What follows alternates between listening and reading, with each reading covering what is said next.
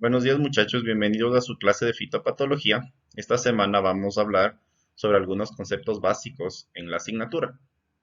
Esta clase tiene tres objetivos que son identificar la importancia de la fitopatología, aprender conceptos básicos de la asignatura y relacionar elementos necesarios para que se produzca una enfermedad en campo. Primero, ¿qué es el área de estudio de la fitopatología? La fitopatología estudia lo que son enfermedades en las plantas, ¿sí? Entonces, y los patógenos, es decir, todo lo que cause daño, sea a la pared celular, es decir, la parte de la célula que da estructura a la planta, o que involucre daño hacia lo que es interrumpiendo algún proceso bioquímico como puede ser la fotosíntesis. La fotosíntesis aquí está resumida en agua más dióxido de carbono más luz es igual a ATP o energía y oxígeno, ¿sí? Está simplificado, es más complejo, pero todo eso se refiere a lo que es un patógeno. Y un patógeno tiene las características de afectar la integridad de la planta, afecta el proceso de elaboración de energía de alguna manera y es progresivo. Es decir, que una enfermedad no aparece de un día para otro, sino ustedes van a ver que en las plantas al menos es un proceso de decaimiento. Si la planta comienza bien y va de a poco dañándose. Conceptos básicos en esta asignatura. Primero, ¿qué es un patógeno? Los patógenos son todo lo que afecta a la planta, pero se van a dividir en dos grandes grupos, ¿sí? Lo que son bióticos, es decir, con vida, y lo que son abióticos, es decir, sin vida. En esta clase vamos a aprender lo que es acerca de nemátodos, hongos, bacterias y virus, ¿sí? Y algunos insectos que son tratados como vectores. No nos vamos a enfocar a los insectos como tal, porque para eso ya existe la clase de entomología, sino vamos a ver los insectos desde el punto de vectores. Vectores significa que transmiten enfermedades o transmiten otros patógenos como son nemátodos, hongos, bacterias o virus, ¿sí? Y desde la parte de patógenos abióticos, es decir, sin vida, vamos a ver lo que es el clima, el ser humano o las prácticas agrícolas que están mal, animales o deficiencia de nutrientes.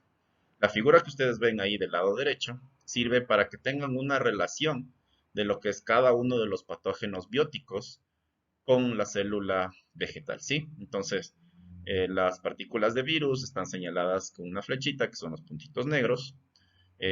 Las bacterias están de color amarillo. Un micelio de hongo está en la parte de arriba. Y la cabeza de un nemátodo está en la parte de abajo, ¿sí? Entonces, esto es muy importante para que ustedes tengan en cuenta qué relación de tamaño tiene cada uno hacia la célula vegetal. Dos conceptos básicos en esta clase es lo que es el síntoma y el signo, ¿sí? El síntoma es la expresión de la planta frente al daño del patógeno y el signo es el patógeno siendo visto, sea con una lupa o sea con un microscopio, ¿sí? Algunos signos son más o menos difíciles de ver dependiendo del tamaño, ¿sí? Por eso es la diapositiva anterior, para que ustedes tengan en cuenta cuáles van a ser más difíciles de ver, cuáles van a ser menos difíciles de ver. Y en la fotografía de la derecha, lo que tienen es algunos síntomas que son comunes en lo que son las plantas, ¿sí? Entonces voy a comenzar acá con el chancro, se llama este aquí. Normalmente es un daño a la corteza del tronco. El mosaico, que es una variación de colores en la hoja, si colores un poco verdes más o menos tenues. El rompimiento de color, sí, que es el que las flores pierdan su color. El quemado, que son o marchitamiento en lo que son las hojas. El secado, es que parece que la planta se estuviera secando, que le falta agua. El enanismo, ¿sí? Que la planta pierda su tamaño.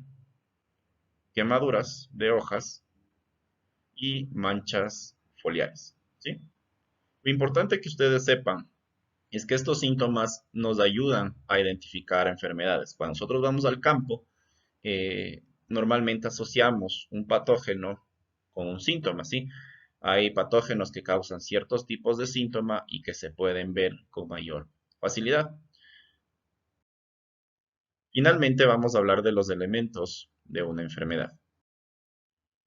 Para que una enfermedad se dé en campo, tiene que haber tres cosas principales, ¿sí? Primero es un huésped, en este caso va a ser la planta, ¿sí? Si no hay planta, pues obviamente no va a haber enfermedad. Pero cuando hablamos de la planta, nos referimos a la genética o a la edad de la planta, ¿sí? No todas las variedades de plantas se van a enfermar igual, no todas las plantas de la misma edad se van a enfermar igual, ¿sí? Segundo elemento es el ambiente, ¿sí? El ambiente quiere decir que las condiciones climáticas ayudan a que nuestro patógeno cause la enfermedad, ¿sí? Entonces, voy a hablar un poquito de esto al final cuando enlace los tres, ¿no?